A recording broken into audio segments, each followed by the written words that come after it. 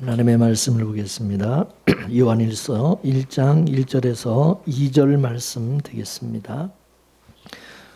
요한일서 1장 1절에서 2절까지 말씀을 다 함께 봉독하겠습니다. 시작. 태초부터 있는 생명의 말씀에 관하여는 우리가 들은 바요, 눈으로 본 바요, 주목하고 우리 손으로 만진 바라. 이 생명이 나타내신 바 된지라. 이 영원한 생명을 우리가 보았고 증거하여 너에게 전하노니 이는 아버지와 함께 계시다가 우리에게 나타나신 바 된 자니라. 아멘.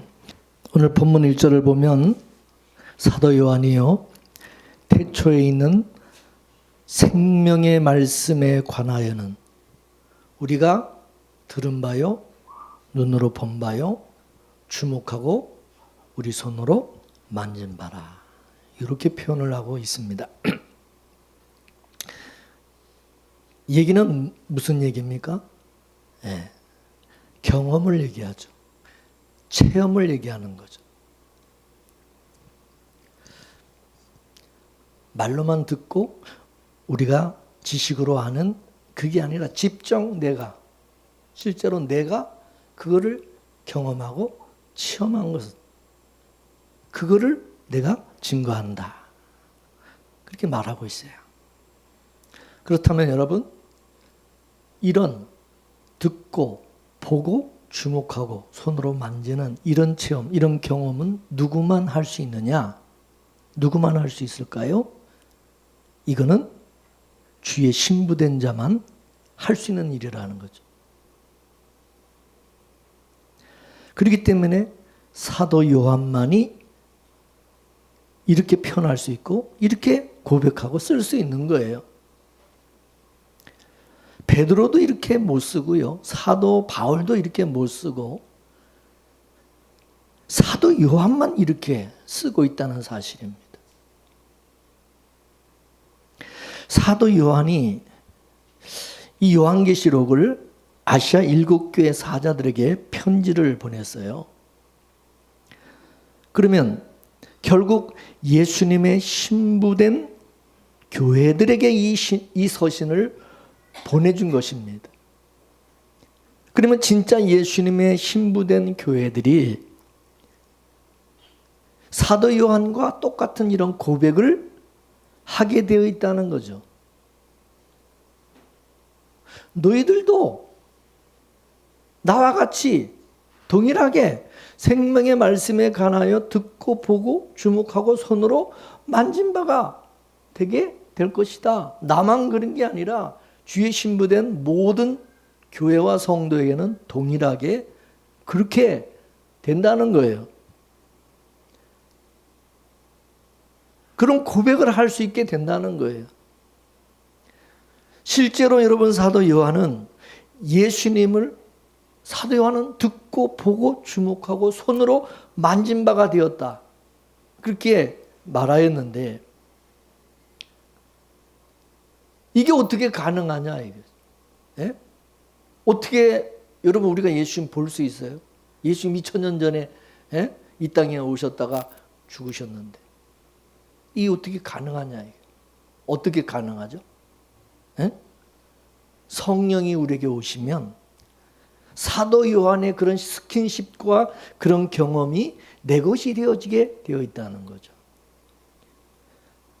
이 성경을 성령이 기록하셨잖아요. 성령이 기록하셨는데 그럼 성령의 감동이 오게 되어지면 내가 사도 요한이 되어서 사도 요한이 자기 신랑에 관한 그 기록한 그 얘기를 나도 똑같이 할 수 있게 돼요. 그게 내 얘기가 되어지고 내가 동일하게 경험하고 내가 알고 고백하게 되어진다. 그거를 말씀하는 거예요. 그래서 예수님이 그랬어요. 내가 가면 내가 너에게 보혜사 성령을 보내주실 건데 그 성령이 너에게 오게 되면 그 성령은 내 것을 가지고 너에게 알리고 영광을 나타내라. 그 얘기가 뭡니까? 내 것을 너에게 알리고 내 영광을 너에게 나타내고 나를 알리게. 그러면 성령께서는 뭡니까? 예수 그리스도를 경험하게 만든다는 거 아니에요? 예수 그리스도를 알게 하신다는 거 아니에요? 맞습니까?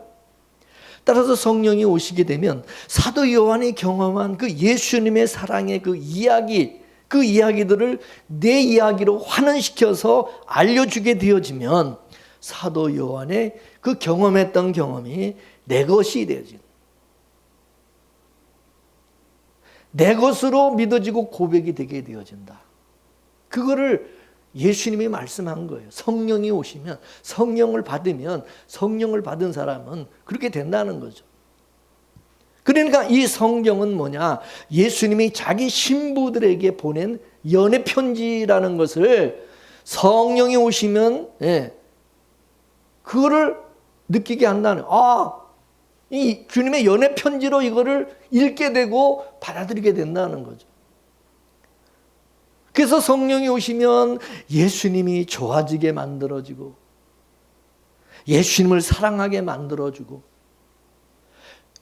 그런다는 거예요.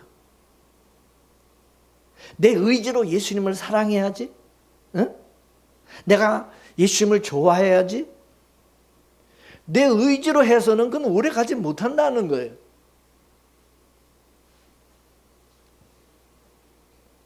그래서 성령이 우리에게 오셔야, 성령이 오셔서 예수님을 사랑하고 예수님을 좋아하고, 그거는 여러분 오래가는, 영원한 거예요. 여러분 태초에 있는 이 말씀을 이 역사 속에는 우리가 어떻게 아냐? 그거 어떻게 알아? 우리가 모르죠. 당연히 모르는 거죠.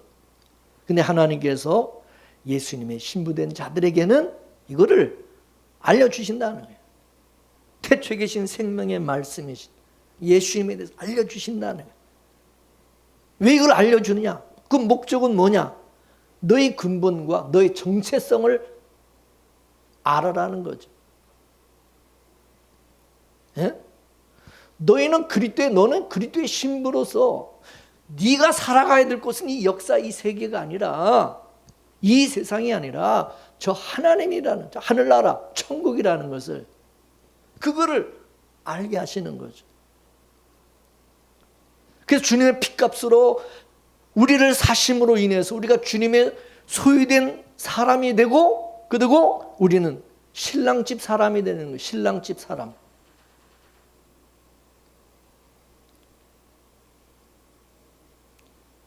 예수님의 피로 값주고 사셔서 이제 우리를 신랑집 하나 사람으로 우리를 만들어 주시. 그래서 이스라엘이 이 정혼이라고 하는, 이 정혼을 한 것은 결혼을 안 했어도 정혼을 했으면 이건 실제 결혼한 것으로 사실혼으로 그렇게 보는 거예요. 그래서 이제 정혼한 사람은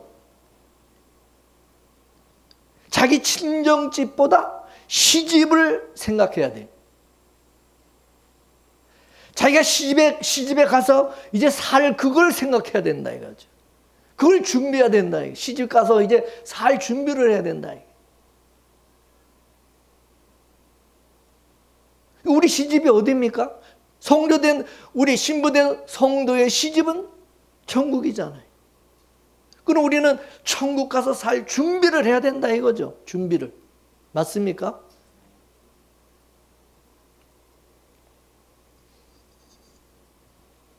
아담 속에서 누가 나왔어요? 아담 속에서. 예? 누가? 하와가 나왔잖아. 하와. 아담을 깊이 잠들게 하고 그 옆구리에서 갈비뼈를 빼서 하와를 만들었잖아요. 그러면 이 하와는 누가 낳은 거냐? 아담이 낳은 거죠. 아담이 자기 갈비뼈를 주고 피를 쏟아서 낳아진 하와. 이 하와를 나중에 자기 신부로 맞이하잖아요. 자기 몸에서 나온 자를 신부로 맞이하는 것은 왜 그렇게 하느냐? 그래야 동등하고 똑같은 몸이 되기 때문에 그렇다는 거죠. 우리는 어디서 나왔어요? 우리도 예수님에게서 나왔어요. 우리도 예수님과 DNA가 똑같아지게 되어지고, 그래서 우리는 그리스도와 연합하여 한 몸 한 지체가 되고, 또 신랑 신부 부부가 되는 거예요. 그리고 신랑 신부가 동침해서 낳은 자식이라야 100% DNA가 똑같아지게 되는 거죠. 이게 경건의 자손인 것이죠. 경건이라고 하는 것은 하나님에게만 있지 이 사람에게 있는 게 아닙니다.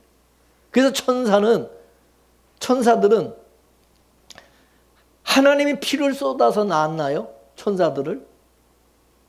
그렇기 때문에 이 천사들은 하나님의 아들들이 될 수가 없어요. 근데 예수님이 십자가에서 물과 피를 다 쏟아서 낳아진 자들은 하나님의 아들이 되는 거예요. 이해되세요? 그리고 이 하나님의 아들들이 궁극적으로는 예수님의 신부가 된다, 그 말입니다. 그걸 이제 아담과 하와를 통해서 하나님이 보여주신 거예요.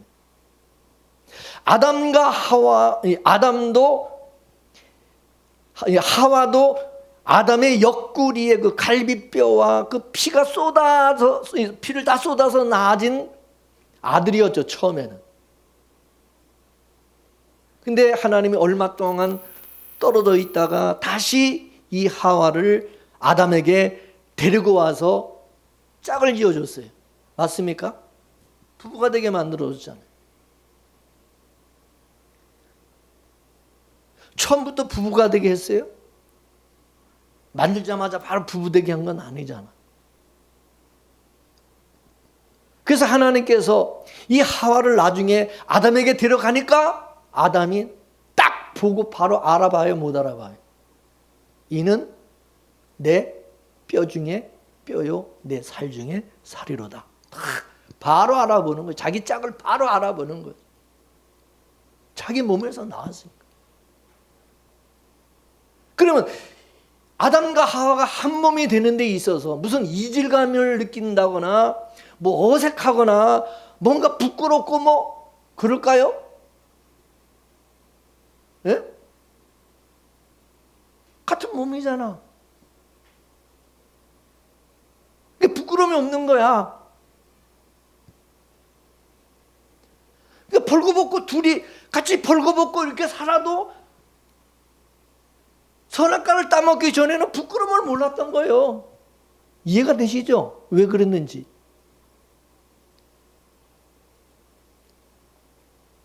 그래서 우리가 이 영적으로 보게 되면 우리는 예수님의 피 흘려 낳아진 우리는 아들이죠. 예수 그리스도로 말미암아 자기 아들들이 되게 하셨어요. 어떻게 아들이 됐다고?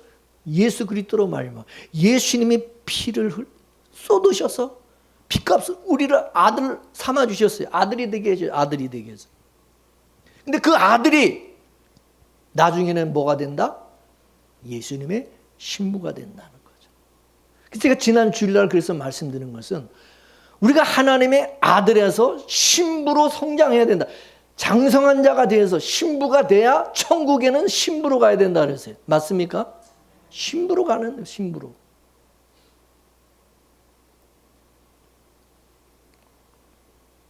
근데 여러분, 예수님께 십자가에 달려서 십자가에서 물과 피를 다 쏟으실 때에 그 십자가 밑에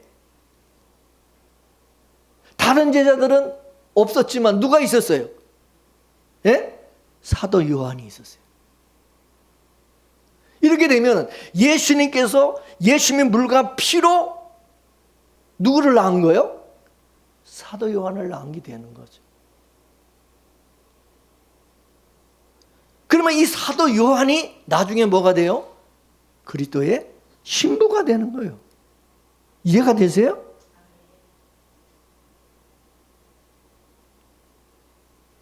그러니까 이 태초라는 원래 그 하나님의 나라가 있어, 태초라는 하나님의 나라가 있었는데 그 나라는 영의 나라로서 거기에는 영적 피조물이 있는데 그들이 바로 천사들. 그 천사들 영적 존재라고 하는 것이죠. 근데 하나님께서 그 태초요 근본인 하나님의 나라를 복사본으로 하나를 만들어 놓은 것이 이 역사의 세계인 거죠. 이것이 창세기 2장의 에덴 동산으로 나타난 것입니다. 그러니까 창세기 2장에 나타난 이 에덴 동산은 하늘에 있는 에덴 동산의 모형이고 복사본이다 그 말입니다. 그리고 에덴 동산이 이제 확대되어서 이 세상인 것입니다. 이 지구, 이 세상. 따라서 이 세상은 바로 뭐냐? 하나님의 나라를 보여주는 모형이다. 모델하우스. 그래서 우리는 이 모형을 통해서 실상인 하나님의 나라를 봐야 된다는 거죠. 모형은 진짜가 아니야, 가짜니까 진짜 실상을 볼 수 있어야 된다는 거죠. 그게 정상이잖아요. 모형만 맨날 보면 되겠, 이 모형이 진짜인 줄 알고 그게 다인 줄 알고 그러면 안 되잖아요. 근데 우리는 그 실상이 안 보이죠. 눈에 가려져서 지금 안 보이지. 우리는 그런 세계가 있는 줄도 모르고 그 살아가는데 어느 날 하나님께서 찾아오셔서 하나님의 나라에 너는 속한 자라는 것을 알려주시고 그 하나님의 나라, 그 실상을 보게 하는 거죠. 하늘나라. 네가 살아갈 곳은, 네 소속은 여기가 아니라 하나님의 나라다. 그런데 우리 정체성에 대해서 알려주시는 거죠.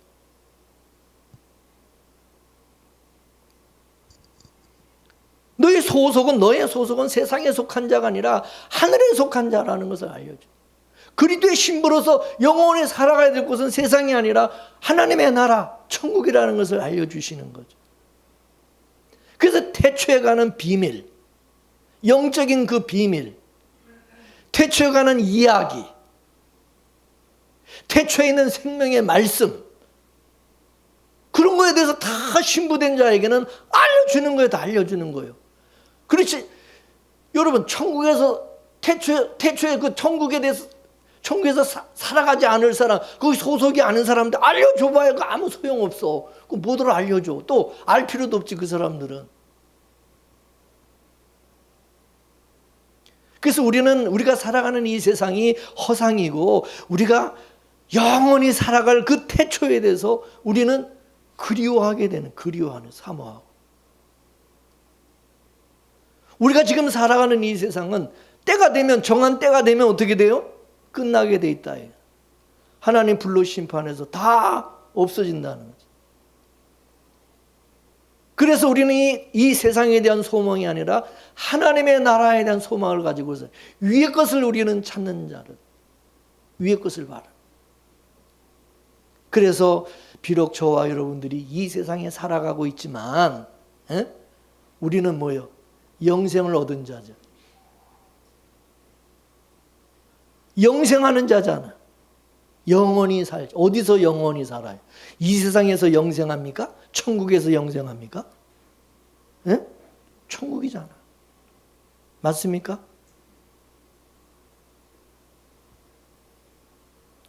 정한 기간이 이제 끝나게 되면 영원한 하나님의 나라에서 영생을 누리는 자가 되게 하신 거예요. 예수를 믿는 자에게는. 그래서 영생을 주신, 영생을. 그 영생을 얻은 사람은, 영생을 얻은 자는 뭡니까? 하나님께서 우리에게 태초에서 말씀하신 그 근본을 알고 내가 어디 소속인지를 알게 된, 내가 소속이 어딘지를 알게 된다는 거죠. 그래서 출애굽한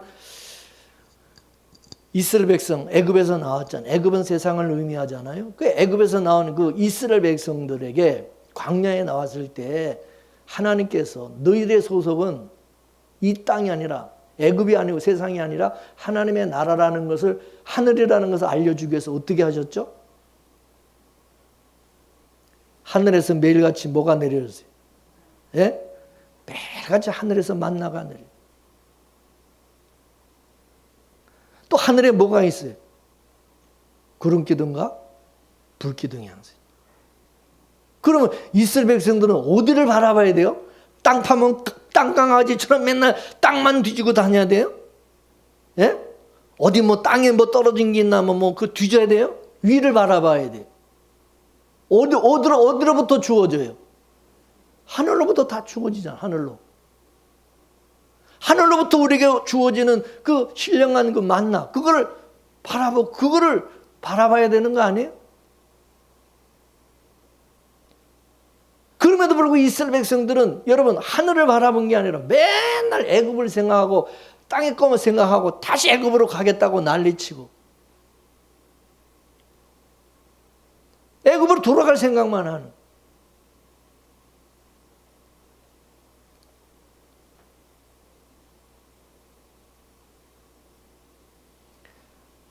우리는 예수님으로부터 빙패물을 받은 신부들로서 우리는 그리스도의 신부된 자로 막 살 수가 없잖아요. 조신하게 살아야 되죠. 임자가 있는 몸이기 때문에 여러분 임자가 있는 사람은 어때요? 조심해야 되잖아요. 누가 옆에서 꼬시고 막 미혹을 해도 욕을 해도 예수님의 신부답게 눈길도 주지 말고 오직 주님만 바라보고 주님만 생각하고 내 남편만 생각하고 살아야 되는 거 맞습니까? 그런데 하나님께서 우리를 미혹하는 마귀를 없애주셨어요? 네? 유혹하는 마귀는 그대로 내버려 두고 그리고 우리를 유혹하게 만들고 그리고 하나님은 우리 마음이 어떤지 하나님은 시험하시죠. 보신다 그랬어요. 진짜 주님을 사랑하는지 정말 어떻게 행동하는지 어떻게 살아가는지 마음을 딴 데 주고 세상 것에 마음 뺏기고 눈길을 딴 사람한 딴 데 눈길을 주고 뭐 그러지 않는지 시험한. 그래서 하나님께서 이스라엘 백성들도 광야에서 시험을 하셨다. 자, 신명기 8장 2절에서 3절까지 말씀을 보겠습니다. 시작. 내 하나님 여호와께서 이 40년 동안에 내게 광야의 길을 걷게 하신 것을 기억하라. 이는 너를 낮추시며 너를 뭐하사 시험하사 내 마음이 어떠한지 그 명령을 지키는지 지키지 않는지 알려 하십니다. 너를 낮추시며 너를 줄이게 하시며 또 너도 알지 못하며 내 조상들도 알지 못하던 만나를 내게 먹이신 것은 사람이 떡으로만 사는 것이 아니요 여호와 입에서 나오는 모든 말씀으로 사는 줄을 내가 알게 하려 하심이니라. 아멘. 이와 같이 오늘날 광야 교회에 나오신 여러분들에게 하늘의 만나를 주시면서 하나님의 말씀으로 사는 자,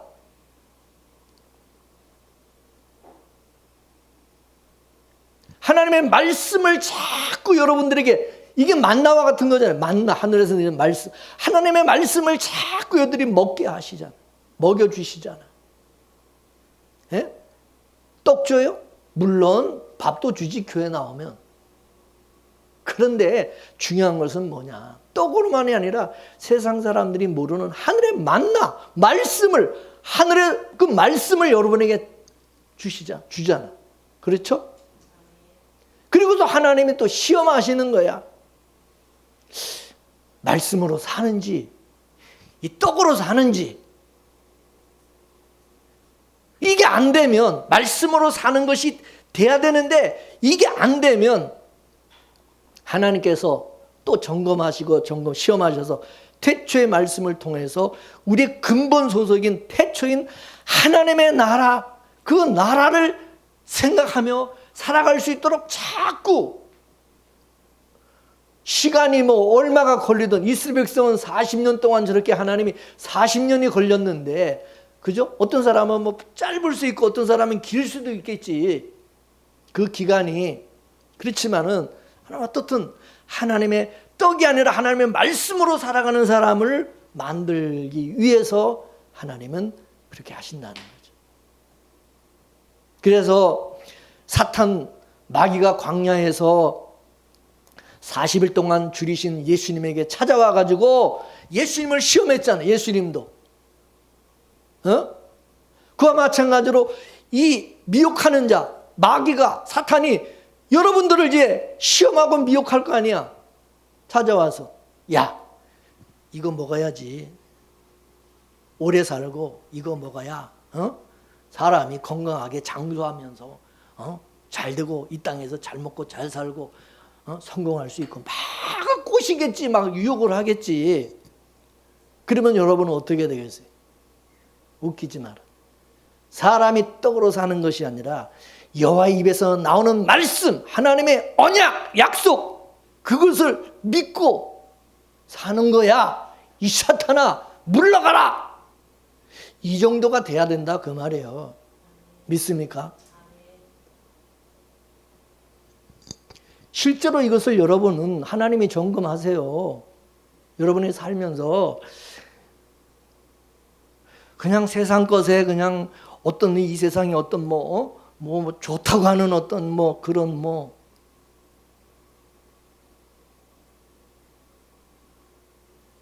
음식이든 약이든 뭐든 보석이든 하여간 이 세상 것에 그냥 눈이 획 뒤집어져 가지고 이게 막 정신을 못 차리면 아직 얘는 아직 덜 됐구나.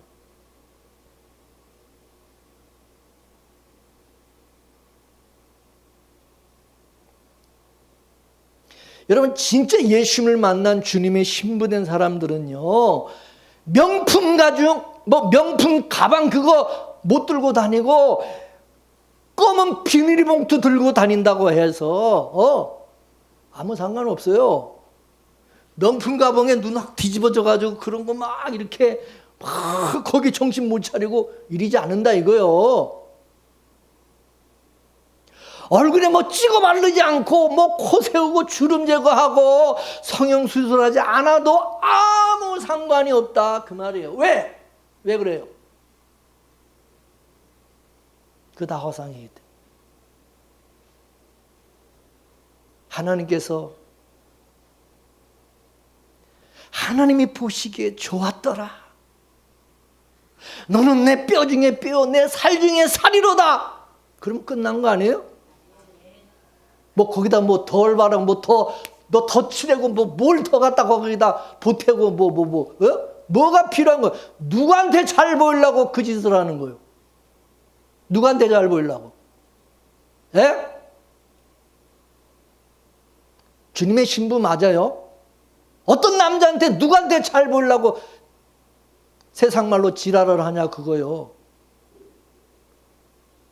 왜 만족하지 못하고 왜 하나님이 만들어주신 거에 대해서 만족하지 못하고 내 모습 이대로 주 받아주시옵소서. 찬송은 잘도 하지. 내 모습 이대로 주님은 나를 받아주고 내가 보기에 너는 좋았더라. 근데 왜 무화과나무로 자꾸 치마를 만들어서 입으려고 그러고 왜 자꾸 그렇게 가면을 쓰고 화장을 하고 뭘 자꾸 갖다 그렇게 덧칠하려고 그러냐 이거요. 생각해 보세요. 그게 마귀가 속이는 거지. 마귀가 자꾸 유혹하는 거지. 미혹을 하고 뭐가 부족하고 뭐가 모자라서 자꾸 남들을 쫓아서 살아가려고 그러고 왜 그렇게 날마다 유행 따라 하려고 그러고 남들 하는 거 나도 다 그렇게 해야만 되고 마귀가 조금만 유혹해도 그렇게 잘 휘둘리고 거기 넘어가가지고 정신 못 차리고 그러느냐 그것입니다. 하나님은 내 모습 이대로 받아주시고 내가 죄인 된 거 내가 하는 거 원수 된 거 진노의 자녀인 거 다 알아요. 그럼에도 나를 사랑하시고 나를 위해서 피 흘려 죽으셨고 지금도 변함없이 나를 사랑하시고 하고 아름답게 여기시는 것을 알아야죠. 이걸 모르니까 맨날 뭔가 채워지지 않은 허전함이 있는 거예요. 뭔가 배고프고 뭔가 이 열등감이 있고, 그러니까 이걸 채우기 위해서 자꾸 여기저기 기웃거리게 되고, 이 사람 저 사람이 뭐라 그러면 또 거기 그냥 쇠get해가지고 거기에 또 빠지고, 다른 사람의 시선에, 다른 사람의 말에 자꾸 신경을 쓰고, 쓸데없는데 시간 낭비하고 쓸데없는데 돈을 막 그냥 갖다가 투자를 하고, 그냥 막 사람들이 겁주고 막 이거 사야만 되고 이거 먹어야 되고 막 이거 하지 않으면 안 된다고 막 그러면 정신을 못 차리고 그냥 없는 돈 있는 돈 끌어다가 막 갖다 투자를 하고 막 갖다 거기다 쓸어보고 막 그래갖고 그냥 또 사기당하고.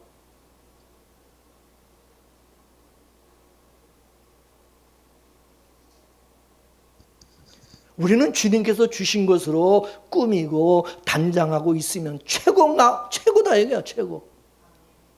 자꾸 세상 것과 비교하고 다른 사람과 비교하고 다른 것으로 꾸미려고 그러고, 무화과 나무 잎으로 자꾸 멋지게 치마를 만들어 입고 주님에게 나가려고 자꾸 그러지 말라 그거죠. 주님을 만나지 않은 사람들이 그런 지시를 하는 것이고 그런 생각을 가지고 있는 것이지, 주님이 나를 최고로 아름답게 보시고 하나님이 보시기에 참 좋았더라, 내가 너를 사랑한다, 하나님이 나를 사랑하시는 걸 여러분 안다면 그거로 만족해야 되는 거 아닙니까? 뭐가 그렇게 배가 고프고 뭐가 그렇게 허전합니까?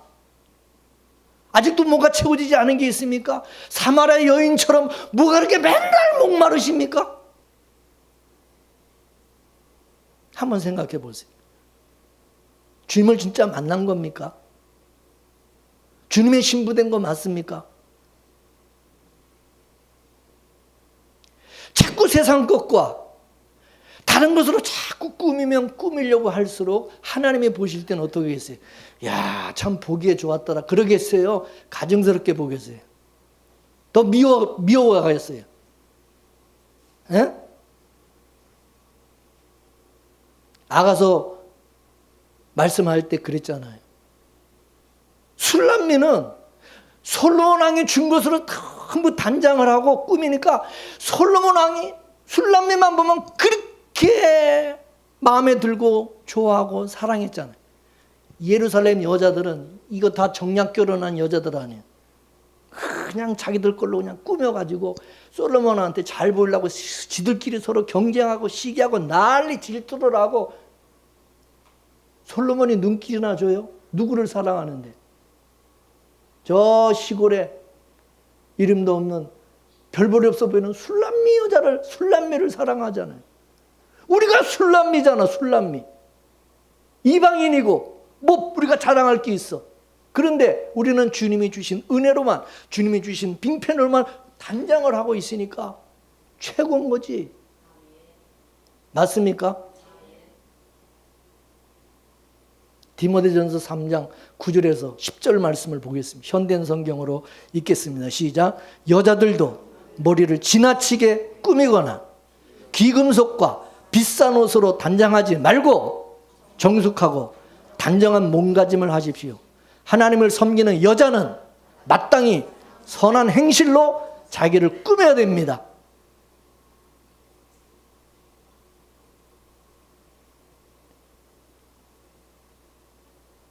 머리도 지나치게 꾸미지 말고 귀금속과 비싼 뭐 그런 걸로 막 그렇게 치장하고 단장하지 말고 단정하게.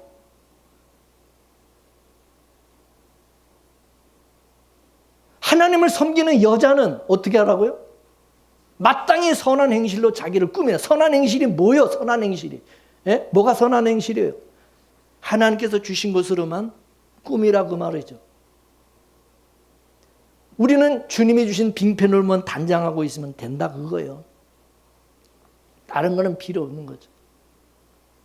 베드로전서 3장 2절과 5절 또 말씀을 보겠습니다. 시작. 너희 단장은 머리를 꾸미고 금을 차고 아름다운 옷을 입는 외모로 하지 말고 오직 마음에 숨은 사람을 온유하고 안정한 심령에 썩지 않을 것으로 하라. 이는 하나님 앞에 값진 것이니라. 전에 하나님께서 소망을 두었던 거룩한 부녀들도 이와 같이 자기 남편에게 순복함으로 자기를 단장하였느니라. 아멘. 거룩은 뭐예요? 거룩은 신랑이 준 그걸 그대로 지키는 걸 말하는 거예요. 신랑이 나에게 준 것을. 거기다 다른 걸 섞지 말라는 거예요. 그럼 거룩이 아니죠.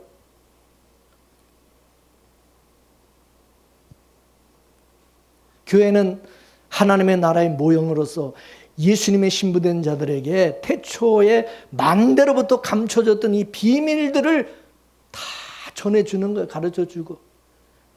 따라서 진짜 신부들은 교회에 나와서 만대로부터 감춘 그 비밀을 듣고 나의 소속이 어딘지를 알고 내 정체성도 알고 우리 속사람을 더 점점 그래서 오직 마음에 숨은 사람, 이 속사람이죠. 마음에 숨은 사람이면 속사람을 어떻게 해요? 온유하고 안정한 심령에 썩지 않을 것으로 하라는 거죠. 마음이 막 그냥 요동을 치고 막 이랬다 저랬다 막 누가 좀 뭐라 그러면 쏙닥쏙닥 거리면 또 마음이 막 또 흔들리고 그냥 혹해가지고 그러지 말고 평정심. 아니 그냥 예수 그리스도로 그냥 만족하고 그런 사람은 마음이 뭐 이렇게 흔들릴 게 있어요. 그 마음이 다 안정이 되고 삶도 안정이 되는 거죠. 그럼 어디에 막 휘둘리고 이렇게 이게 마음이 뺏겨가지고 정신 못 차리고 이러지 않는다 이거죠. 맞습니까?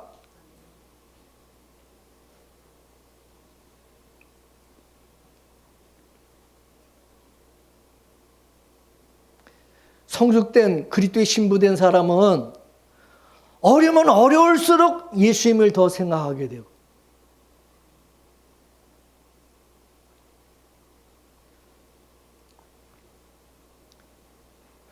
편해도 그렇고 어려워도 그렇고 변함없이 주님을 사랑하고 주님을 생각하는 거죠. 하나님께서 역사 속에 우리에게 어려움을 주시는 것은 잠시라도 주님을 떠나지 말고 늘 주님 생각하고 예수님을 바라보고 살도록 하기 위한 그게 촉매 역할 하는 게 어려움인 거예요. 그런데 우리는 어떻게 하냐면 이 어려움 좀 없애달라고 하나님 좀 힘들고 어려운 거 이거 좀 없애달라고 맨날 그러죠. 징징거리고. 그러면 하나님께서 진짜 우리가 그 어려움을 다 없애주면 진짜 주님 떠나지 않고 주님 생각하고 주님 사랑하며 사나요? 주님 떠나서 또 세상에 빠져가지고 세상 것 바라보며 살아가고 그러니까 하나님께서 좋은 환경을 만들어주고 싶어도 못하는 거죠. 만약 그렇게 좋은 환경에서도 예수 잘 믿을 것 같으면은 만들어주시겠죠. 근데 그렇게 해서 예수 잘 믿는 사람 별로 없거든요. 왜냐하면 우리는 자기 몸뚱이가 이게 신이기 때문에 자꾸 내 몸 편한 곳으로 가게 된다는 거죠. 그래서 하나님 우리 몸을 자꾸 힘들게 하는 이 몸을 힘들게 만드는 거예요. 여러분 몸이 힘들다고 막 불평하시죠? 그거는 그럴수록 더 주님을 의지하고 바라보게 하기 위해서 그러는 거예요. 그래서 여러분 찬송가 342장에도 있잖아요. 어려운 일 당할 때 나의 믿음 적으나 의지하는 주를 더 의지합니다. 세월 지나갈수록 의지할 것뿐일세. 무슨 일을 만나도 예수 의지합니다. 예수 의지하게 하시니. 우리는 자꾸 환경 바꿔달라고 그러죠. 환경. 어려움을 없애달라고 그러죠. 고쳐달라고. 그러지 말고 어떤 환경 속에서도 변함없이 주님 한 분만 바라보고 범사에 감사하며 좋을 때나 나쁠 때나 어려울 때나 편안할 때나 항상 주님만 바라보고 의지하고 감사하며 살아가기를 바란다, 그것이죠. 하나님은 우리를 태초인 원본의 나라에서 이 역사 속에 파견하여서 일정 기간 살게 하시다가 예수님께서 이 땅에 오셔서 자기 백성들을 태초의 복사본이라고 이 교회로 데려다 놓고 이 교회에서 신부 수업을 시키는 것입니다. 신부 수업을 이 교회에서 시키는 거죠. 그래서 우리로 하여금 교회에서 받은 은혜와 은사로 지체된 주의 성도들을 서로 사랑하게 하고 서로 섬기고 돌보게 하고 섬기게 하고 그 지체 역할을 하게 하시는 거죠.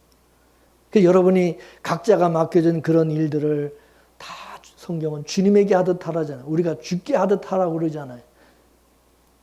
그래, 그것이 바로 원본인 태초에 하나님의 나라에 가서 우리가 해야 될 일이기 때문에 미리 연습하고 미리 그렇게 살아보라는 거죠. 그리고 교회 안에서는 또 뭡니까? 나의 약점을 발견하게 되죠. 나의 허물이 드러나게 되는 것이 교회입니다.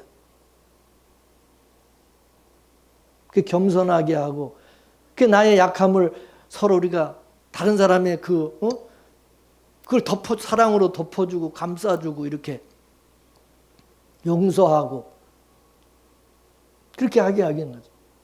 그래서 교회도요, 하나님이 어떨 때는 아주 왼수 같은 사람을 내 옆에다 이렇게 붙여놓는 경우가 있어요. 아주. 예. 그러면서 나를 마음을 하나님께서 시험하는 거죠. 그 사람은 왼수를 그냥 죽이려고 그러고, 저 인간 그냥 우리 교회에서 나갔으면 좋겠다.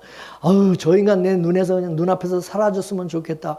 막 그 사람을 미워하고 막 그러는지, 그 사람을 사랑으로 정말 사랑하고 덮고 이해하고 정말 섬기면서 용서하고 살아가는지, 진짜 원수를 사랑하는 그런 마음을 가지고 하는지 하나님께서 보시는 거죠. 하나님의 사람이 마음에 미움을 가지고 천국에 갈 수 있습니까? 뭔가 이게 맺힌 것을 다 가지고 그대로 여러분 천국 갈 수 있습니까? 가기 전에 다 풀어야죠. 마태복음 18장 18절 말씀을 보겠습니다. 시작. 진실로 너에게 이르노니 무엇이든지 너희가 땅에서 매면 하늘에서도 매일 것이요 무엇이든지 땅에서 풀면 하늘에서도 풀리리라. 하나님이 이 땅에서 다 풀고 오라는 거예요. 다 풀라는 거예요. 죽기 전에, 내가 천국 가기 전에 사람들과 뭔가 조금이라도 껄끄러운 게 있고 뭔가 맺힌 것이 있으면 그거 다 풀고 가야 돼. 다 풀고 가야 돼요. 만나가지고 미안하다, 용서해달라. 풀어야 돼요. 풀고 가지 않고는 절대 주님 앞에 갈 수가 없어요. 에베소서 5장 25절에서 27절까지 말씀을 보겠습니다. 시작. 남편들아 아내 사랑하기를 그리스도께서 교회를 사랑하시고 위하여 자신을 주신 것 같이 하라. 이는 곧 물로 씻어 말씀으로 깨끗하게 하사 거룩하게 하시고 자기 앞에 영광스러운 교회로 세우사 티나 주름 잡힌 것이나 이런 것들이 없이 거룩하고 흠이 없게 하려 하심이니라. 아멘. 예수님은 어떻게 하신다고? 신부된 우리를 물로 씻어 말씀으로 자꾸 깨끗하게 하시고 거룩하게 하시고, 그래서 주님 앞에 영광스럽고 티나 주름 잡힌 것이나 이런 것들이 없는 그런 모습으로 만들어서 가게 하기를 원하신다는 거예요. 그래서 여기도 있잖아요. 우리로 사랑하면서 그 앞에 거룩하고 흠이 없게 하신, 그 앞에 하나님 앞에 거룩하고 흠이 없게 만드시기 위해서 우리를 예정하셨다. 그렇게 우리를 만들어 가신다는 거죠. 주님의 정말 사랑하는 정말 영광스러운 그런 거룩한 신부로 우리를 만들어 가신다는 거예요. 그래서 하나님이 데려가는 거예요. 그렇게 만들어서. 그래서 태초인 하나님의 나라에는 미움, 시기, 질투하고 원수 맺고 그런 것이 있으면 못 들어간다 이거예요. 자, 갈라디아서 5장 19절에서 21절까지 또 말씀 볼까요? 시작. 육체의 일은 현저하니 곧 음행과 더러운 것과 호색과 우상 숭배와 술수와 원수 맺는 것과 분쟁과 시기와 분냄과 당짓는 것과 불리함과 이단과 투기와 술 취함과 방탕함과 또 그와 같은 것들이라. 전에 너에게 경계한 것 같이 경계하노니 이런 일을 하는 자들은 하나님의 나라를 유업으로 받아요, 못 받아요? 못 받는다는. 유업으로 받을 수 없다는 거예요, 이런 사람은. 준비가 안 된 거예요. 주님의 신부로서 이 준비가 안 된 거죠. 여러분, 요한복음은요, 태초에 계셨던 말씀이신 예수님이 어떤 분인가에 대해서 설명해주고 소개해주는 것이 이제 요한복음이죠. 그렇기 때문에 요한복음에는 내가 곧 길이요 진리요 생명이요 내가 세상의 빛이요 내가 생명의 떡이요 내가 문이요 내가 참 포도나무요 내가 전부 태초에 계신 말씀에 대해서 다 많이 나와 설명을 해주죠. 내가 그 말씀 예수님이 누군가에 대해서 예수님에 대해서 요한복음은 그 얘기해 주고 있어요. 근데 요한 1서 2서 3서의 말씀은 태초에 있던 그 예수님의 사랑을 받는 사람, 그 예수님의 사랑을 받는 신부된 사람들은 이 역사 속에서 어떤 모습으로 사랑하며 살아가는지에 대해서 그거를 설명해 주는 것이 주제예요. 그래서 이 요한 1, 2, 3서는 내가 너희를 사랑한 것 같이 너희도 서로 사랑하라. 사랑하는 자들아 우리가 서로 사랑하자. 사랑하는 하나님께 속한 것이니 사랑하는 자마다 하나님께로 나서 하나님을 알고 사랑하지 아니하는 자들은 하나님을 알지 못하나니 이는 하나님은 사랑이심이라. 사랑하는 자들아 하나님이 이같이 우리를 사랑하셨은즉 우리도 서로 사랑하는 것이 마땅하니라.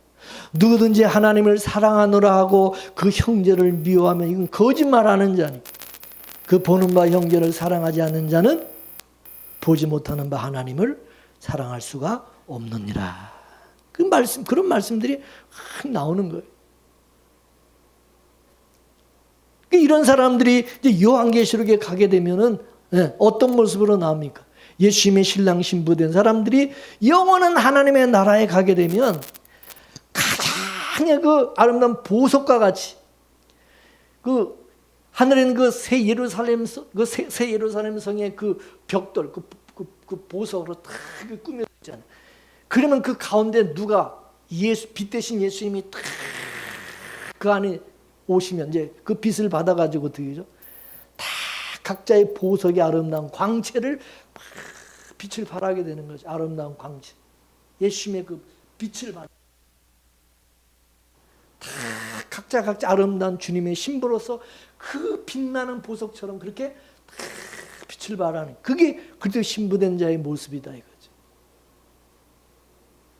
그래서 저와 여러분을 흠과 티와 주름 잡힌 것이 없는 거룩하고 영광스러운 주님의 신부가 되기 위해서 말씀으로 여러분을 깨끗게 하는 그런 일을 지금 하고 있는 거예요. 저도 그 역할을 하고 있는 것이고. 그래서 빗무르게 스님도 여러분은 정말 어느 누구보다도 가장 아름다운 보석과 같은 신부가 되셔서 정말 주님 앞에 주름 잡힌 것이나 티나 허물이 없이 주 앞에 딱 서도록 하는 것이 제 목표예요. 제 목표다 그거예요. 그게 목적이다 그거예요. 그렇기 때문에 여러분 모두가 정말 누구와 비교해도 가장 아름다운 그런 신부로 여러분이 단장을 하셔서 주님 앞에 가도록 함께 힘쓸 수 있는 그런 저와 여러분 되기를 주의 이름으로 축원합니다. 축원합니다. 기도하겠습니다. 예수님의 물과 피를 다 쏟아서 하나님의 아들로 자녀로 우리를 삼아주시고 또 우리가 우리 신앙이 장성한 자가 되어 그리스도의 신부처럼 주님 앞에 흠과 티나 주름 잡힌 것이 없는 영광스러운 거룩한 주님의 신부로 서게 하기 위해서 주님의 몸된 교회에서 말씀으로 날마다 우리를 깨끗게 하시고 성령께서 우리 안에 우리에게 주님이 주신 것으로 단장하고 늘 주님 오실 것을 우리가 기대하고 소망하며 그리워하고 사모하며 살아가게 하시는 그 은혜를 깨닫게 해주신 것 감사드립니다. 우리 사랑하는 빗물교회 모든 성도들이 정말 주님 앞에 주님이 보실 때 가장 아름다운 사랑스러운 거룩한 신부들로 다 세워질 수 있도록 은혜를 더하여 주옵소서. 우리의 소속이 어디며 우리가 정체가 누구며 우리는 어디서 영생을 누리며 살아갈 사람들인지 항상 잊지 않고 살아갈 수 있도록 주님 도와주옵소서. 오늘도 하나님 주의 성도들 세상 것에 또 원수막에 미혹에 흔들리거나 넘어가는 자 한 사람도 없게 하시고 항상 변함없이 주님만을 바라보고 의지하며 살아갈 수 있도록 도와주옵소서. 예수님의 이름으로 기도 올려옵나이다. 아멘.